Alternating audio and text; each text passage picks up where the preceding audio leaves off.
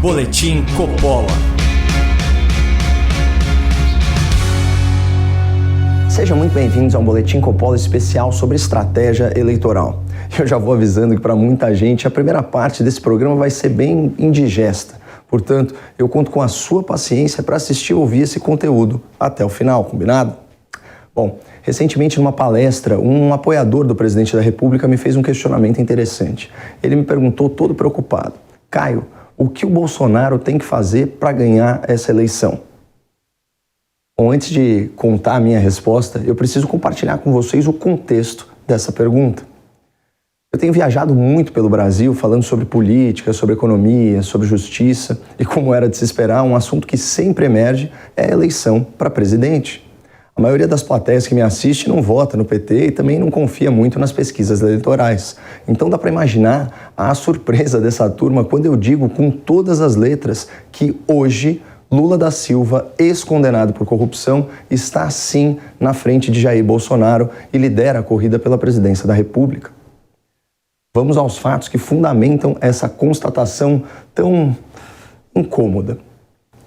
Na eleição presidencial de 2018, a esquerda brasileira conseguiu arregimentar 45% dos votos válidos. É um feito incrível se nós considerarmos as circunstâncias daquele momento. Hospedado na Polícia Federal de Curitiba por todos os crimes que cometeu, segundo os tribunais, Lula escolheu seu candidato diretamente da prisão. O eleito foi ninguém menos que o senhor Fernando Haddad, um político sem carisma que 2 anos antes havia sofrido uma derrota humilhante na sua tentativa de reeleição como prefeito de São Paulo. Em alguns lugares do Brasil, a população se referia a Haddad como Andrade. E para reverter toda essa impopularidade, a campanha petista teve que recorrer a um slogan bem apelativo e embaraçoso: Haddad é Lula, Lula é Haddad. Haja vergonha alheia, mas o ponto aqui é que depois de mais de uma década de escândalos que culminaram no impeachment de Dilma e na prisão de Lula, o PT estava em frangalhos. Só que de lá para cá, muita coisa mudou para o partido que quer voltar à cena do crime.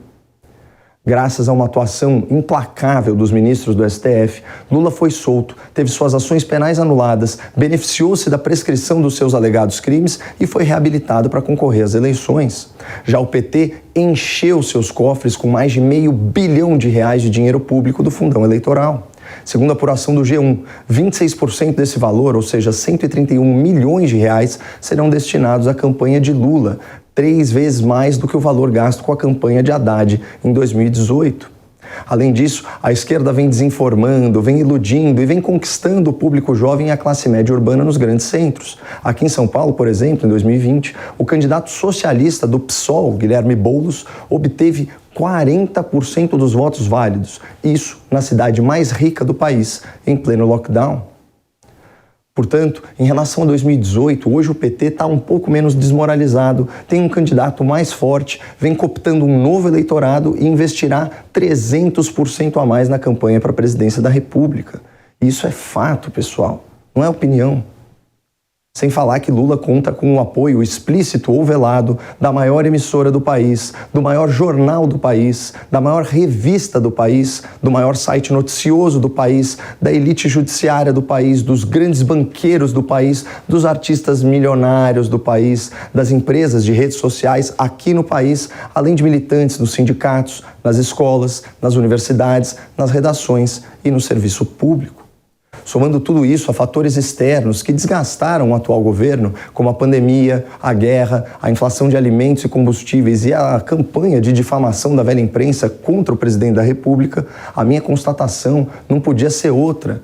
É plausível, é razoável, é provável que atualmente a esquerda brasileira, liderada pelo PT, tenha potencial de conquistar mais 50% dos votos válidos, ainda mais considerando que eles já conseguiram 45% desses votos em 2018, quando estavam descapitalizados, desmoralizados e com seu líder máximo atrás das grades.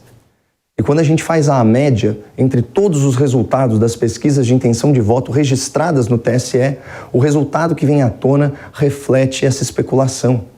Na média, Lula aparece com cerca de 41% no primeiro turno contra 35% de Bolsonaro.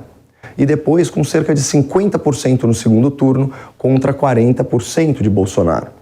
É apenas uma média simples, mas os agregadores de pesquisa são uma ferramenta muito interessante para avaliar tendências. E eles dão uma neutralizada naqueles resultados claramente enviesados, como parece ser o caso do Datafolha. Por tudo isso, com todo o pesar, a minha análise é que se a eleição fosse hoje, Lula venceria. Mas aqui tem dois detalhes muito importantes. Primeiro, a eleição não é hoje, nós ainda temos 10 semanas até o segundo turno. E outra coisa, desde o começo do ano, Lula está caindo e Bolsonaro está subindo.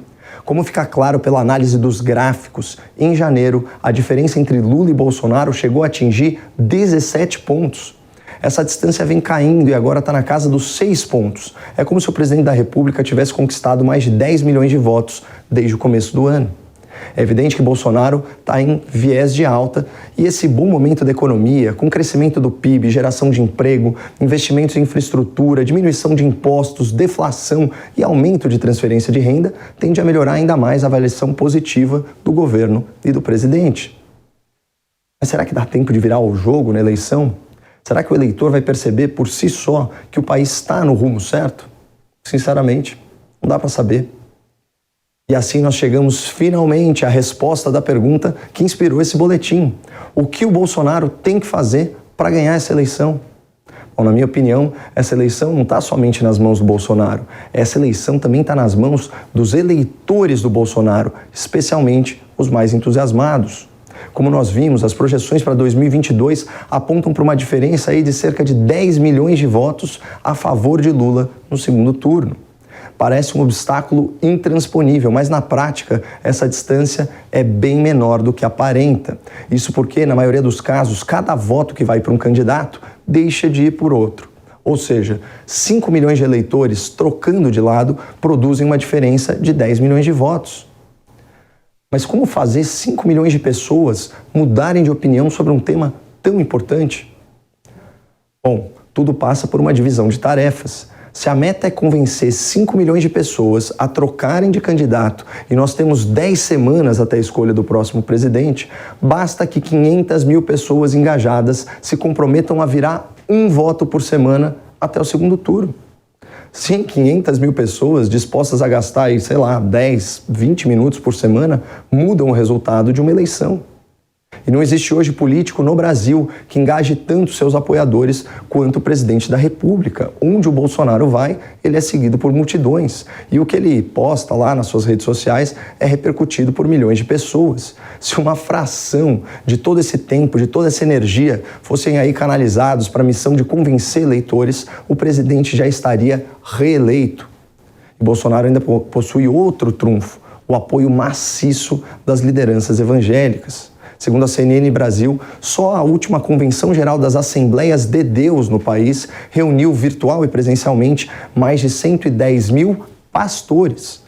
Imagina aí se a gente somar as autoridades religiosas de outras grandes denominações protestantes e evangélicas, como a Congregação Cristã, a Universal, a Quadrangular, a Batista, a Mundial, a Adventista, a Presbiteriana, a Anglicana, a Luterana, a Graça de Deus, a Deus é Maior, a Maranata, a Sara Nossa Terra, enfim, a lista é bem longa, graças a Deus.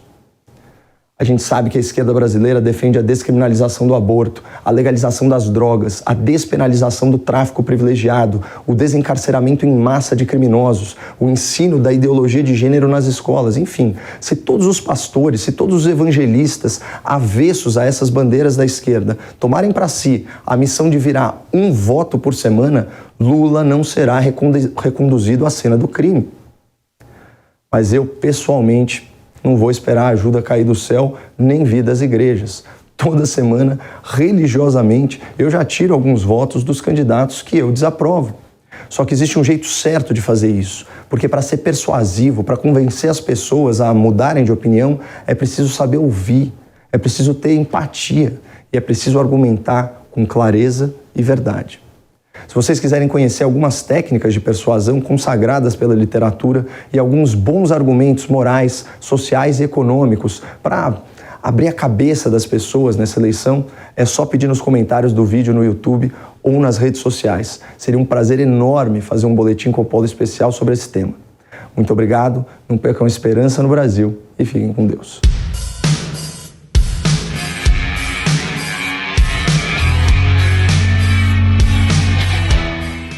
Realização Jovem Pan News.